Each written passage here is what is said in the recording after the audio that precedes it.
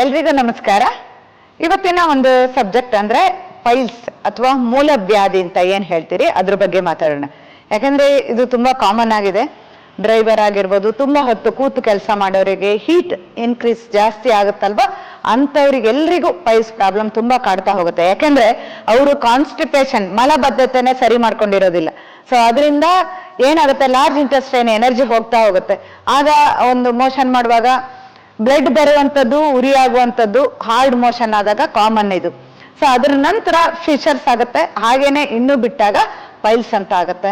So ಕೆಲವರಿಗೆ puff formation ಆಗುತ್ತೆ, infection ಆಗುತ್ತೆ, ತುಂಬಾ ಒದ್ದಾಡ್ತಾರೆ, ಹೋಗಿ ಆಪರೇಷನ್ ಮಾಡಿಸ್ಕೊಳ್ತಾರೆ.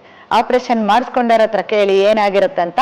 ಸೊ ಪ್ರಾಬ್ಲಮ್ ಅಂತೂ ಹೇಗೂ ಸಾಲ್ವ್ ಆಗಿರೋದಿಲ್ಲ. ಅದ್ರ ಜೊತೆಗೆ ಸ್ಪಿಂಕ್ಟರ್ ಏನಾದ್ರೂ ಹೆಚ್ಚು ಕಡಿಮೆ ಆದ್ರೆ ಮೋಷನ್ ಕಂಟ್ರೋಲ್ ಕೂಡ ತಪ್ಪುತ್ತೆ. ಸೊ ಇಷ್ಟು ಪ್ರಾಬ್ಲಮ್ ಇರುವಾಗ ನೀವು ಯಾಕೆ ನ್ಯಾಚುರಲ್ ಆಗಿ ಅದನ್ನ ಸರಿ ಮಾಡ್ಕೋಬಾರ್ದು? ಅಷ್ಟು ಸಿಂಪಲ್ ಆಗಿರುವಂತ ಟೆಕ್ನಿಕ್ ನ ಯೂಸ್ ಮಾಡಿದ್ರು ಕೂಡ ನಿಮ್ಗೆ ಒಂದು ವಾರದಲ್ಲಿ ಪೈಲ್ಸ್ ಪ್ರಾಬ್ಲಮ್ ಅನ್ನ ಖಂಡಿತ ಕಡಿಮೆ ಮಾಡ್ಕೋಬಹುದು. ಇನ್ನು ತುಂಬಾ ಕ್ರಾನಿಕ್ ಆಗಿದ್ರೆ 1 ತಿಂಗಳು 2 ತಿಂಗಳಲ್ಲಿ ಕಂಪ್ಲೀಟ್ ಆಗಿ ಸರಿ ಮಾಡ್ಕೋಬಹುದು. ಹೇಗೆ ಅಂತಂದ್ರೆ ಫೈಬರ್ ಕಂಟೆಂಟ್ ಇರುವಂತ ಆಹಾರ ಪದ್ಧತಿ ಸೇವನೆ ಆಗಿರ್ಬೋದು, ಕೆಲವೊಂದು ಪರ್ಟಿಕ್ಯುಲರ್ ಪೋಸ್ಚರ್, ಪ್ರಾಣಾಯಾಮ, ಮುದ್ರ ಇದನ್ನೆಲ್ಲ ಇನ್ಕ್ಲೂಡ್ ಮಾಡ್ಕೋಬೇಕು. ತುಂಬಾ ಜಾಸ್ತಿ ಇದ್ದಾಗ ಅಂದ್ರೆ ಮೊಳಕೆ ತರ ಇರುತ್ತೆ, ಇನ್ಫೆಕ್ಷನ್ ಆಗಿರುತ್ತೆ, ಬ್ಲಡ್ ಬರ್ತಾ ಇರುತ್ತೆ, ಅಂತ ಟೈಮಲ್ಲಿ ಮಾತ್ರ ಅವರಿಗೆ 2-3 ತಿಂಗಳು ಗಿಡಮೂಲಿಕೆಗಳ ಅವಶ್ಯಕತೆ ಖಂಡಿತ ಇರುತ್ತೆ.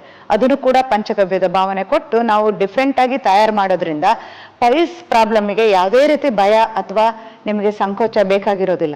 ಸೊ ನ್ಯಾಚುರಲ್ ಹೀಲಿಂಗ್ ಅಲ್ಲಿ ಅಷ್ಟು ವಂಡರ್ಫುಲ್ ರಿಸಲ್ಟ್ ಅನ್ನ ಕೊಡ್ಬೋದು. ನೀವೇ ನಿಮ್ಮನ್ನು ನೀವು ಜಡ್ಜ್ ಮಾಡ್ಕೊಳ್ಳಿ, ಎಷ್ಟು ದಿನದಿಂದ ಸಫರ್ ಮಾಡ್ತಾ ಇದ್ರಿ, ಯಾವ ತರ ನೀವು ಡಿಪ್ರೆಷನ್ಗೆ ಒಳಗಾಗಿದ್ದೀರಿ ಅಂತ. ಸೊ ನ್ಯಾಚುರಲ್ ಹೀಲಿಂಗ್ ಅನ್ನೋದು ದಿ ಬೆಸ್ಟ್.